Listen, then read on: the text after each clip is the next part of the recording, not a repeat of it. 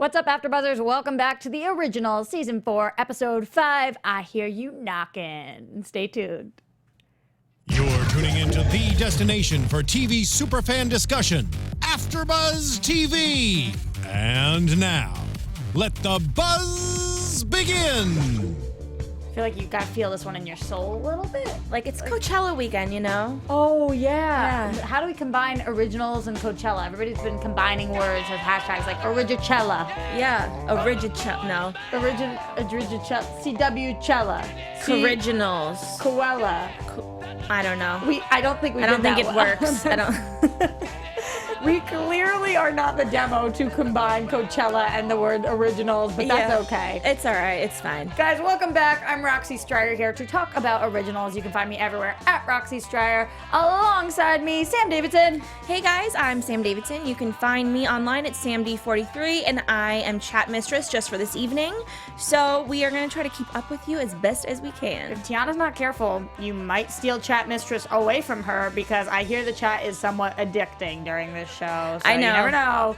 Tiana, get your butt back here, okay? Okay. We do miss her. Okay, and I missed you last week too. I know. We're all over the place. It's hard. Life's tough. These Sunday shoot times, you know?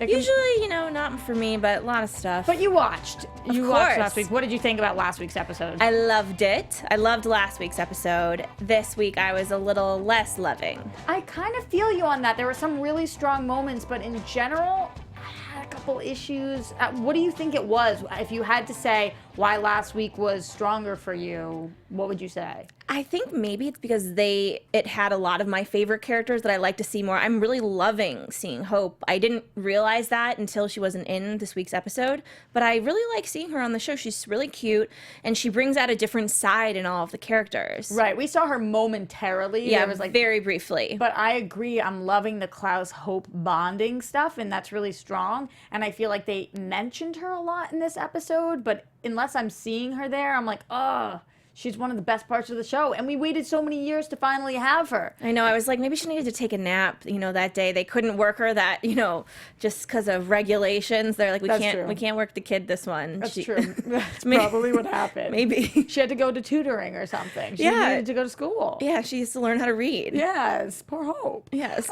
She can do all this witch stuff. She can, you know, mess with the animals and do whatever, but reading, she got to take class for that. Yeah, sadly. So something unrelated to a lot of the rest of the storyline, and I said the same thing last week, it's kind of Freya's doing her own thing, is the Freya Keelan situation, which really took strides forward this week. And this was my favorite episode for the two of them. How did you feel about Freya and Keelan in this episode? I just wish they hadn't had Freya be so terrible just a few episodes ago, because I haven't completely healed from that yet, and I feel like she was so awful to her. Like, that was terrible. I mean, she straight up kidnapped her and tortured her. And put, like, a gas mask on her to, it's like, oh my God. It was too much for me. So I wish that it would have started off more like this from the beginning, because I do like it. But I just wish that brutality wasn't in there. But maybe it also was in there for a reason to give us some more insight about Freya as a character. It was interesting how forgiving Keelan actually is, because I was expecting her to be a little more bummed or a little like, I don't know about you, Freya. Yes, now you're being cool. Before you weren't. Which one of you is this? Like, how am I supposed to know what to get? But she just was like, yeah, you're cool. I'm going to come back and hang out with you, even though you kidnapped me and even though you kind of tortured me for my venom. It's all chill. And by the way, Price Wright in the chat said, yes, Roxy, it is Freylin. Freylin. I like it. That does make sense. Yes. It's better than Kia. Yeah, Kia's like a car. So. Yeah. It's not just like a car. It's actually. It is yes. That's where they got it. But, you know, a long time ago, they just knew the originals were going to go down this romantic storyline. I'm into Freylin. I like that. Yeah. But I still am with you, kind of. Is this a little bit Stockholm-y? Yes.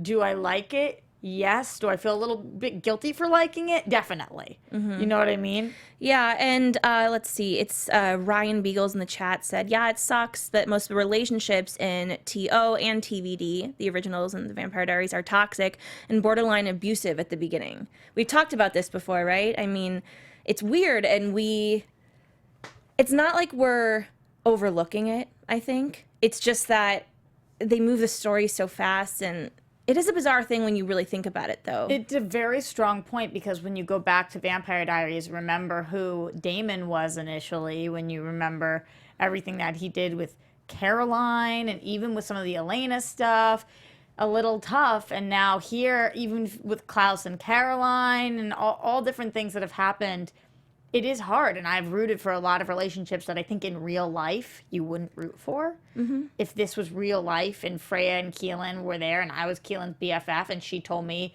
that she was starting to dig this chick who kidnapped her and captured her and stole her venom without her permission, I would say, no, you're not. No, you are not. You are not, sweetheart. Okay, so the thing I think that was missing from this that has happened on the originals, the Vampire Diaries, was that the person ended up really redeeming themselves. That was the abusive one in some way. They ended up saving somebody's life most of the time. I can't think about every single messed up relationship on these shows. There's too many to count. Yeah, but most of the time. And I feel like with the Freya thing, it just kind of happened so fast. And I didn't see her do something like that was heroic to finally, gain Keelan's trust. That being said, I feel like we've been waiting for this point. You know how they say you should start a pilot really on episode 3, like start there. I almost wish this was the season premiere of the two of theirs relationship. Yep. So I wish that this is all we had known, because they really have great chemistry, and it's definitely the direction in which we're going. They seem like good friends and that they have a lot in common, and the fact that Keelan did come back shows so much about her character and that she really is starting to care a lot about Freya. Yeah. So definitely have our eyes open for that one. Not sure exactly where we're going to go, but hopefully at some point it will be addressed that Freya kidnapped her. And it is a TV show. Like, people move past things. There's writers. They're humans. Sometimes they look back and are probably like, that probably shouldn't have been a big part of that. But I think as we move forward, they're getting their footing on this relationship. So. Right. One of the relationships that most people can get behind, though, #Elijah in the house tonight. So we're talking about the future. We've spent so much time living in the past, and now Team Elijah seems to be prepping for a future life / with her kid / his niece's future. It scared me so much, because anytime they do that on any of these shows, it gets torn to shreds. Nothing is ever mentioned in a positive light without either somebody dying or a relationship ending. I completely agree. So I'm a bit terrified. I kind of wish they could just look at each other and know, like, hey, I love you. I want to be with you forever. Yeah, me too. But, like, let's not say it. Because if we say it, it's gonna ruin, something bad is gonna happen. It's a very, very strong point. Now I'm freaking out. I didn't get that vibe in the moment, but now that I'm removed from it and you just said it, I'm feeling like somebody's losing a finger at least. Like, we're gonna do something real messed up to one of them. Yeah, and I won't say exactly what people are saying, but a lot of people don't like Elijah, I guess. There have been some mixed reviews, but I feel like this season, it's really a lot of people like Tiana, the Jaylee fans, and I was a big Jaylee fan too. But what Julie Plec has said, and what I will keep saying, is you can have multiple loves in your life, especially when you're living for as long as a lot of these people live. And it's so sad, but Jax died. He died, and now she was loyal to him. She was faithful to him, and now she is moving on. Yeah. And I still think from the beginning of the show, even the backdoor pilot that they had on the Vampire Diaries that was introducing us to this show, they introduced Elijah. They did. A lot of fans also are still Team Claylee, and we don't talk about that a lot on the show, but I do feel like Claylee, why am I blanking out? Klaus and Hayley. Oh, duh. And they share a child together, and I am like watching them co-parent and be friends, but I don't know about the romantic vibes there at this point. He is so invested in the daughter, but I don't think he looks at Hayley that way, and she loves his brother, so I know that there's if they pull another Vampire Diaries, like, I'm not. Do you think that's maybe, because especially since Julie Plec, could that be, is doing her time now on the originals, could that be A lot of Claylee fans think yes, and I don't doubt them because I could see it happening. But as of right now, I am Elijah. I'm more into that because secretly, not even secretly. I'm Team Caroline, so I can't mess with that. Yeah, sorry guys out there who didn't watch the Vampire Diaries. Yeah, sorry. I keep mentioning it. But, I do too, and I'm like, don't mention it. I'm like, but I have to stand up for the ship that I love. So anyway, Hayley and Elijah, they're on this stroll. They go to see Mary. Mary's like, yeah, that's chill, Hayley. You can come in. Elijah, I'm going to put a hex on you. Leave. And he does. And I thought that this was a little off. Yes, Mary is the grandmother of Hayley's ex, but really, you're not going to let him inside? I was thinking to myself, did something happen that I'm forgetting about? Just vampires in general, like she was saying, when they come around. Was that the first time we've ever seen them interact? I Mary and Elijah? I'm not sure. It was very, very strong. And maybe it was just to remind us that, yes, the werewolves and the vampires, again, they hate each other. Mm-hmm. They don't want to be around each other. So you guys, let me know in the chat if you know if Mary and Elijah have ever met before. Yeah, or she's just like heard about him. I don't know, because it was a really intense reaction. It was, but I am really excited to have Mary be super involved this season. I am glad she didn't just die off the show and that we have her to be a catalyst for this information. What she does for Hayley in this episode is huge. Mm-hmm. It's massive. And I was kind of surprised with this big of a reveal. It changed I rewound it, and because it was such an low-key scene that you kind of felt as though it was a filler, and maybe for a moment you were looking at your phone, and then you hear what she says and you go, wait, holy crap. And I love it when shows bring things full circle from a long time ago. I hadn't even remembered. Me too. I wasn't thinking about it. So I wonder what else is in this journal other than the serpent.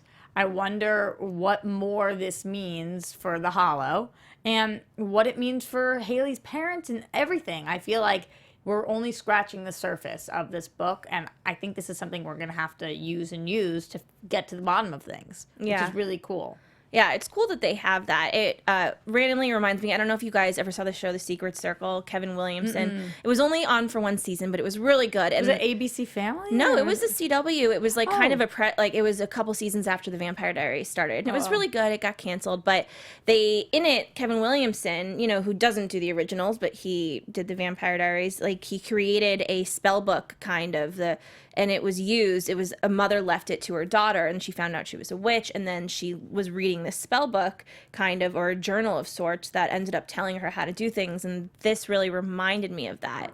Just because it was like, ooh, now this is a whole other world you can go into.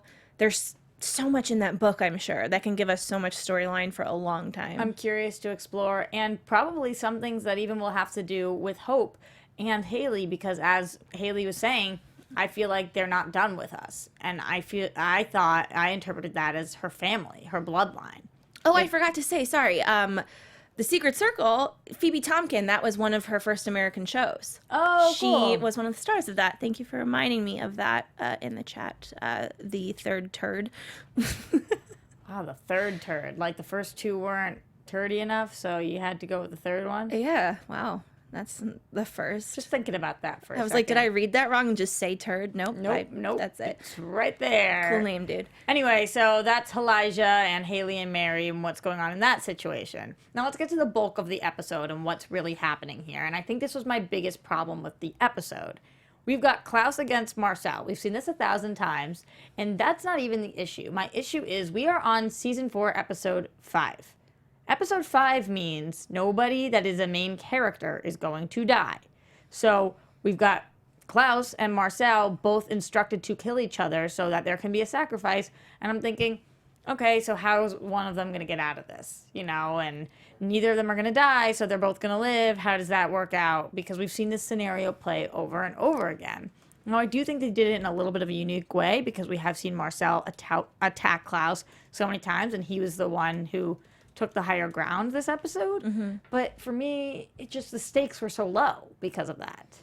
Yeah, I get what you're saying, but they have killed people, but that very early. But again, you're right. These are the two big male characters.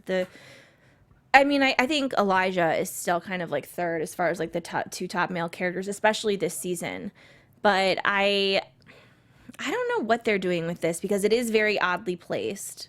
And then to keep saying, he thinks of you as a son. He thinks of you as a son. Yes, he does. And I don't know. It was strange. But let's start with Klaus's side of this.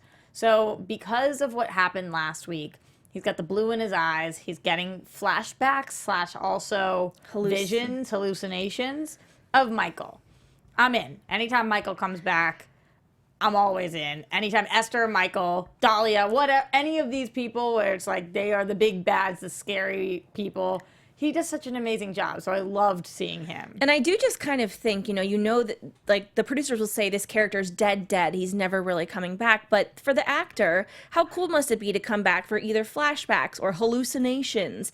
The actors that work on the show, their character could always come back in some way, shape, or form, even if it's not their reality. And when they're as talented as he is, I'm down for him to hallucinate and have him come back all of the time. Yeah, it's a lot of fun. But he was saying, you've got to kill Marcel, you've got to kill Marcel, you've got to be stronger. And it's so funny. Klaus has the same buttons over and over again. You push that button, you need power, you're too weak to do this. And he's like, I am not, I can do this. I'm like, oh, come on, give me a different shade, a different color. Klaus, grow up. It's been 5 years since we've last seen you, and we knew you for 5 years before that. How are you the same 10 years later? I guess. You didn't feel that way? Well, I did. It's his weak point, which again is why I feel like we're literally getting such a different shade of him because of Hope. But yeah, this did bring, like, it did make us feel like we were taking steps back, and because you want to feel like Klaus's progress is kind of our progress as an audience. And Marcel, I felt more was that person. I think a lot of people have been disliking his character recently because he's been going against the originals, and this is a main reminder to us that he is the bigger person 99% of the time, and he was able to look at Klaus and say, I'm not his puppet, neither are you. What are you doing? We should not. This isn't the way it should go. Yeah. And I thought that was pretty cool, at least. Yeah, I did really like that, but it was, and it did, this show, I feel like more than other shows, mess with my mind. They mess with my mind more because they bring characters back more often that are in dreams or, you know, hallucinations, whatever. And I just feel like with other shows, if somebody comes back, they're usually there, like they're alive. But they just kind of are playing with us. But I love it. It's a great show. Yeah, but we get alive sometimes. We get Rebekah and Cole and... Well, I just want Davina. Come on. Like, if they bring her back as a hallucination, then I'll be pissed. That's what they did with Cammie. It's like, for Davina, Cole, what are you doing right now on spring break? Go get Davina. Somehow. Find her. Bring her back. She made the show so much better. I love the show. Obviously, it's still incredible, but I miss Davina's character every episode. I think about how she could tie in and what she could be doing with Marcel or with Vincent or with Klaus and how that could affect everything. Like, she's the Bonnie. Sorry. But, you know, we needed her. A younger character. We needed a... We're allowed to reference the Vampire Diaries because, not because it's a spin-off show, but because the original started on the Vampire Diaries, so that's where we got them for 2 seasons. Yeah, we knew those people for 2 seasons on that show. And how they interacted. So yes, I think it's fair play. Okay, thank you. No problem. I got you, Sam D. AfterBuzz TV, Sam D, 43. It all rhymes. We just realized this. We did before the show. I was going to introduce you that way, too. I was going to wrap it. That would have been cooler. Well, okay, Price Right again says he thinks Davina is in the Hollow. I've heard this before. I don't understand, though. Why would Davina be a baby killer? Why would Davina be doing this? What's the motive? I don't know. I wouldn't really want her to come back that evil because once you kill kids, try to kill kids, no, we're not going to like her. There's no really coming back from that. Yeah, I would rather her come back in a different way. But I do like the idea that the Hollow is somebody, it's not this random force that we've never met before. I mean, we hear that potentially they're the ones that killed Hayley's family or whatever this thing is. But I want it to be somebody that we maybe have met or know about, and it's not just some random thing they created for this season. When Marcel was having those flashes of Elijah at first, did you think it was the Hollow, or did you really think Elijah was there? I thought he was definitely there at first, and then they showed that scene with Hayley and Elijah, and I got scared. I was like, "Oh crap, we have someone walking around!" But then I realized it was just his hallucination. Yeah. So it's essentially in their heads because I thought we were going to see the Hollow because he was body jumping, but now he's like making people hallucinate. But it's confusing too because it could only have been in their heads because of last week's episode. They got stuck in that circle and they tied themselves to it. So how could they just body jump to a different body without doing the same thing? Oh, so even last week they were hallucinations, you think? What do you mean? I mean, the people that were doing that to the kids. Like, what's the cop's name? Oh, no, I'm not necessarily saying that, Will. Will. But what I'm saying is that the only way that Klaus and Marcel are now hallucinating is because they were stuck in that fire circle. Yeah. And the Hollow tied themselves to their life force. Mm-hmm. Now they have gotten rid of them out of their body, and it was like, whose body are they going to go into next? But wouldn't they have to tie themselves to another body? And how do you do that without doing another, like, circle? That is so confusing. It's a little confusing, right? It's a little much, yeah. How do they get into your mind? They can't just get into anybody's mind, I don't think. You have to let them in some way. You have to look at the blue light. Okay, you have to look at the blue light. Okay. So yeah, everybody should start wearing some serious shades. Yes. Like, put on those sunglasses. Well, I thought that Hope told her dad last week. She did. And remember, that's why when Klaus was there, he was like, don't look, don't look. And he said that to Marcel even, trying to warn him. But maybe the light is too hypnotizing, too strong, too bright, too whatever it is. It's a life force almost. It is very confusing. Yes. So Marcel is seeing visions of Elijah. Then he starts seeing visions of Elijah and Klaus. That's intense. I was like, okay, this thing can only take on one form at a time. Nope. Takes on two. Then we go back to Klaus. Klaus is murdering things that he thinks are this form. And then he thinks he's murdered Freya, but he didn't. He rips the hearts out.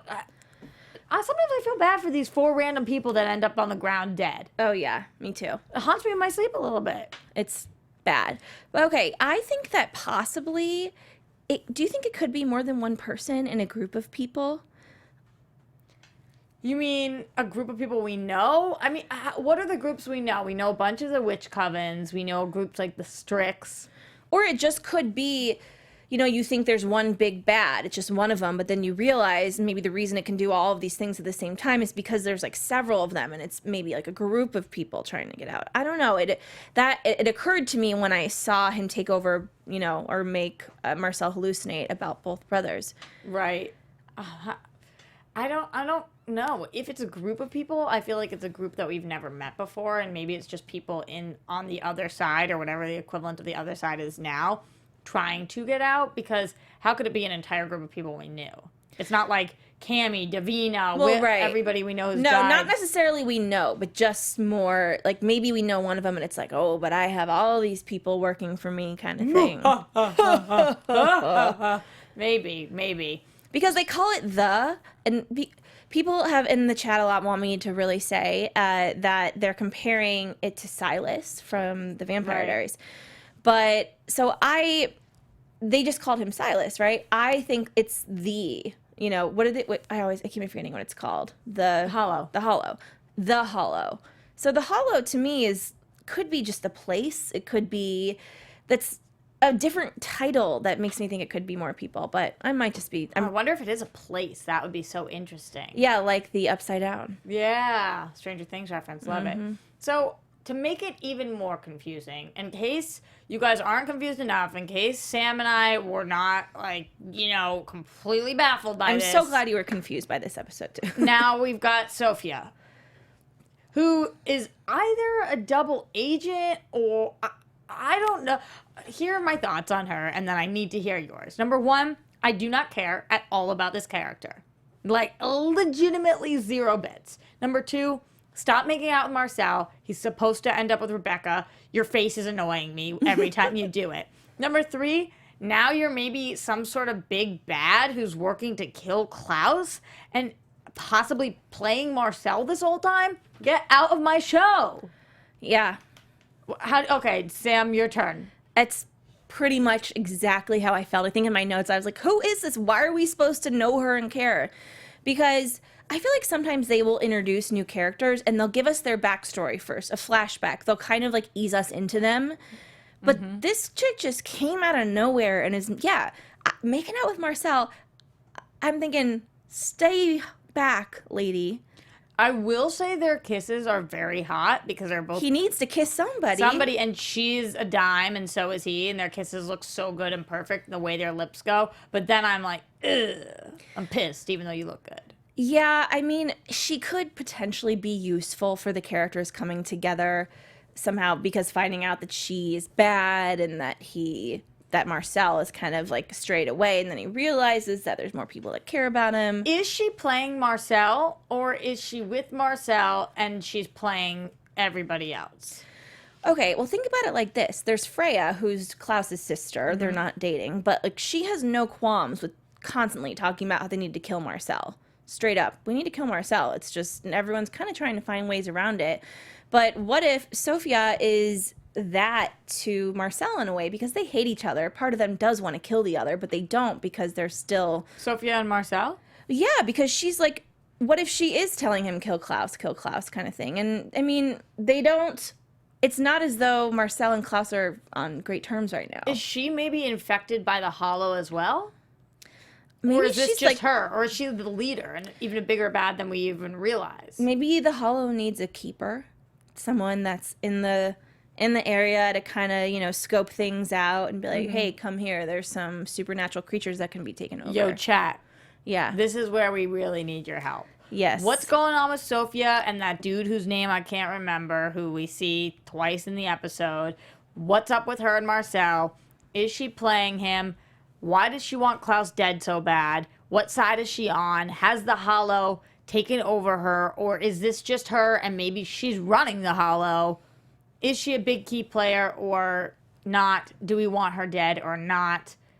I gotta know these answers to these, because honestly, I'm confused at this point. So Gemini 9857 says Sophia wants Klaus dead because he killed her sister.